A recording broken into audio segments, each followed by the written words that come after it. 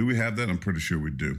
The sound where Nick Saban discussed or made a statement, if you will, about the Bama quarterbacks. And then I want to tell you, I'm going to just break it all down for you because this is what I've been saying. And you don't want to receive it, but this is what it is.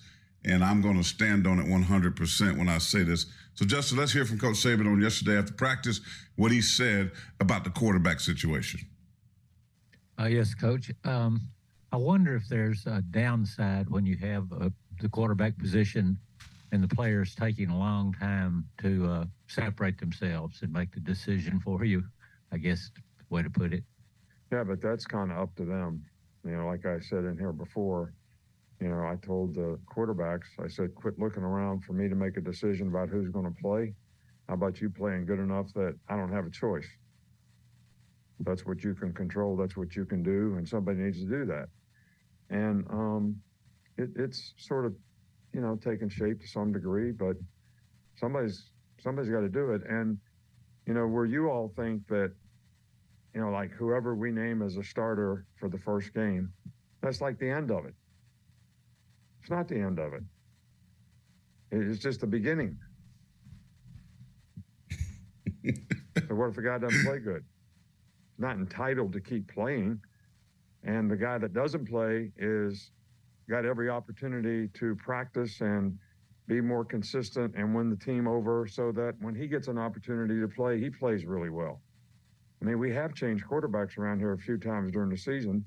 So I know you guys are looking for an end, but it's not even going to be the end in the first game.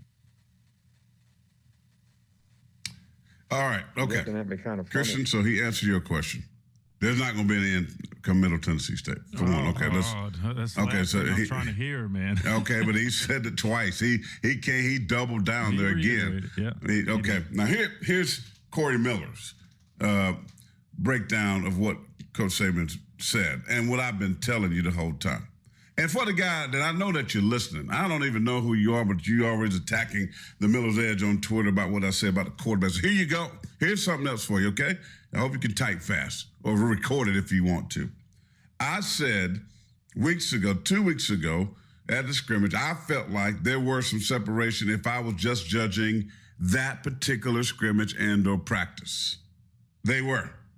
And I still think there is, despite people saying what they said about the scrimmage the other day.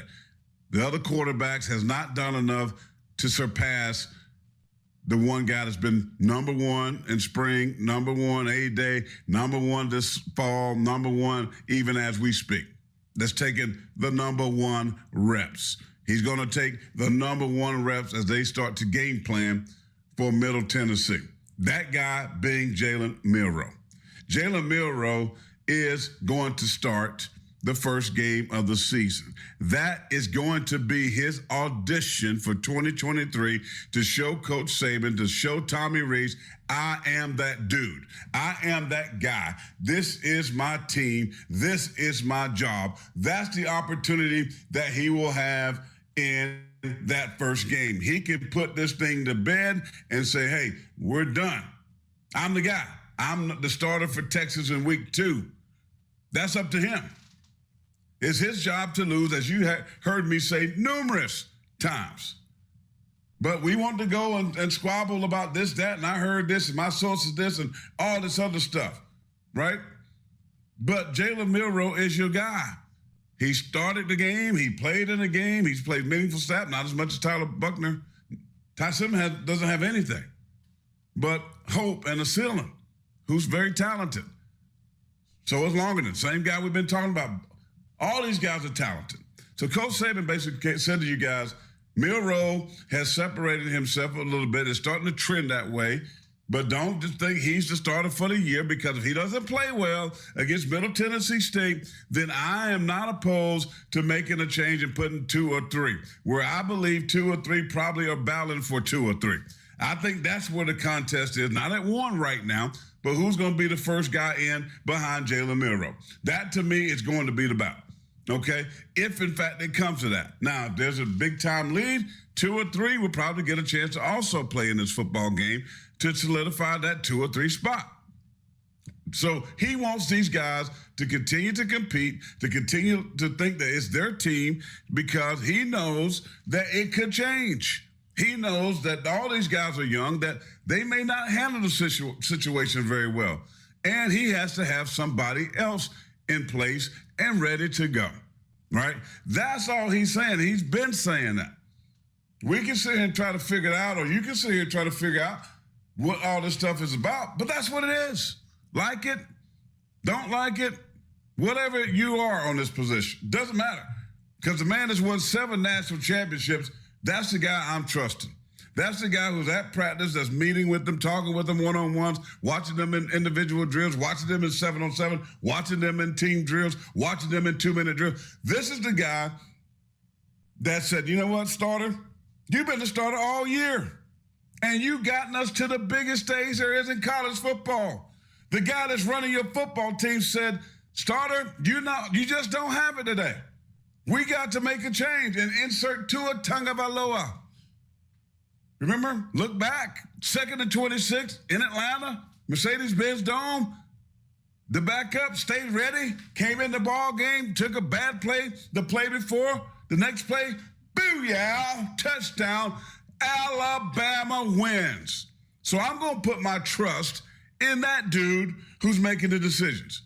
So whether you tell me we'll never win a championship with Jalen Milroe, or he can't throw, or he can't read defenses, well, the guy that's won 7 national championships and a ton of SEC championships and a ton of football games, and a guy that's recruited and coached and developed and sent numerous dudes to the league and has numerous All-Americans, that's the guy that I'm trusting. Not me, not any other analyst, not any other radio host, no, whoever.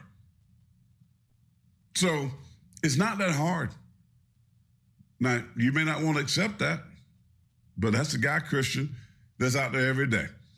And I'm just saying that from my own opinion, from my opportunity that I had a chance to witness, the guy that seems to act like what Coach Saban is saying, when I saw him in the huddle, look like that it's his job. Look like he belongs. Now, whether he plays that way against the middle, I hope he does, because I hope the best player gets out there and ball, and he does great. If not, I know that guy that took Jalen Hurts out, who took his team to the Super Bowl last year, took him out and put another guy in who's starting for the Miami Dolphins right now. I'm going to trust whatever decision that he and his offensive staff makes. So that's what Coach Saban said in his press conference. And you can try to read it wherever and however you want to, but that's what it's going to be. So don't need to sit here and try to question and come up. I'm telling you, that's what it's going to be.